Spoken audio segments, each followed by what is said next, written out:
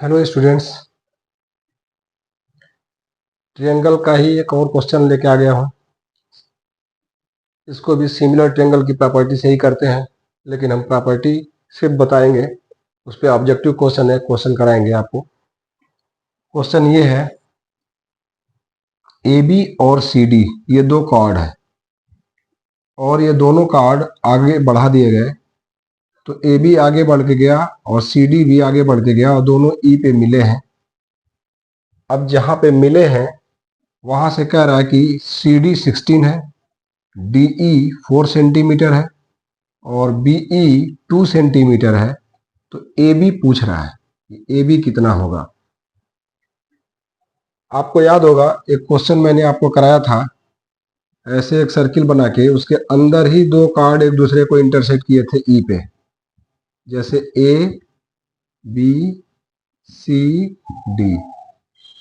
तो आपने क्या किया था कि जो दोनों कार्ड थे उसके जो दोनों पार्ट थे, ये पार्ट और ये पार्ट, इन दोनों पार्ट का आपस में मल्टीप्लाई किए थे। तो पार्ट लेने का मतलब कि यही तो डिवाइड कर रहा है, चाहे यह इंटरनल डिवाइड करे यहाँ पे या एक्सटर्नल डिवाइड कर रहा है, वो बाहर कट कर रहा है।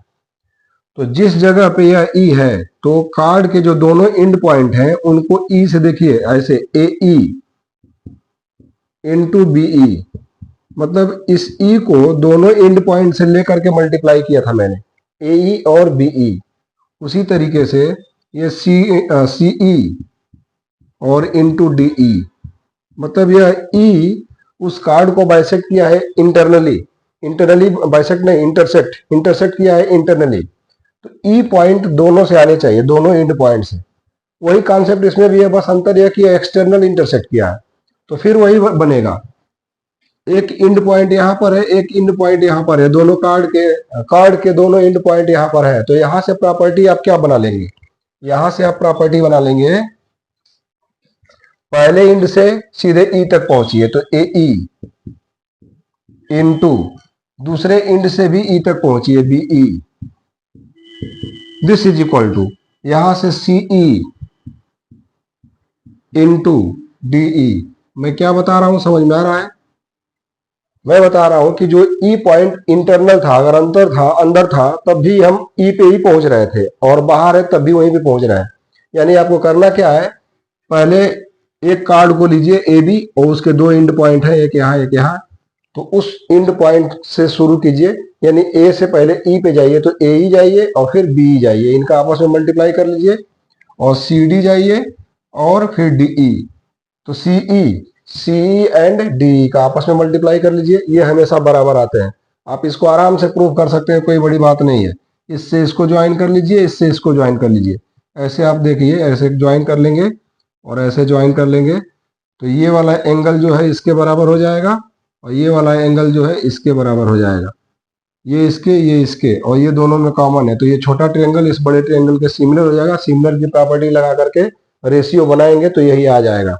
मैं यहाँ प्रूफ नहीं करा रहा हूँ, मैं सीधे न्यूमेरिकल करा रहा हूँ। अब आप समझ गए होंगे कि इसको प्रूफ कैसे करना है, सिमिलर की प्रॉपर्टी से करना है। तो ये आप कर लेंगे। मैं ये सब ऑब्जेक्टिव क्वेश्चन करा रहा हूँ, ये अगर क्वेश्चन ऑब्जेक्टिव क्वेश्चन दे देगा तो आप सीधे सीधे यही प्रॉपर्टी लगा लेंगे, ए ई बी ई सी ई डी ई प्रोडक्ट कर लेंगे।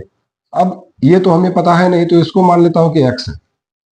तो इसका मतलब क्या हुआ कि इधर से अगर मैं देखूं, उधर ही से ए ई किधर उधर है, ए ई, तो ए ई का मतलब यहां से लेके यहां तक, और यहां से लेके यहां तक का मतलब कि x+2, यानी ए ई की जगह पे हो जाएगा x+2, और बी का मतलब 2। सी ई यहां से लेके यहां तक तो 16+4 यानी 20, और डी का मतलब 4। तो x+2 ये ब्रैकेट वाला रहने दीजिए और इसको उधर भेज दीजिए, ये इसको ले जाके काट देगा, 10 बना देगा काट के, 10 4 जा 40, ये हो गया 40। अब 40 x इक्वल टू 2 जाएगा उधर, घट जाएगा, घट करके बन जाएगा 38 सेंटीमीटर, 38 सेंटीमीटर। ठीक है, अभी मैं जो प्रॉपर्टी बताया हूं उससे आप चेक कर सकते हो। अगर ये 38 है और ये 2 है तो कुल मिला के 40 हो गया, 40 टोटल, ये 40 और ये 2। तो अब आप देखिए जैसे इसमें टोटल कितना है, तो टोटल 20 इंटू ये 4, ये हो जाएगा 80।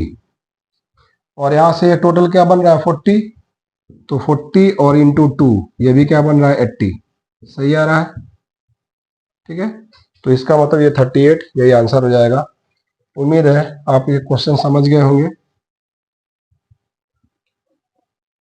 अब आप सोच रहे होंगे आया कैसे, तो लाने के लिए मैंने बात बता दिया आपको कि आप इससे ज्वाइन कर लीजिए, और ये ऐसे ज्वाइन करते ही यहाँ का एंगल इसके बराबर हो जाएगा और यहाँ वाला एंगल इसके बराबर हो जाएगा।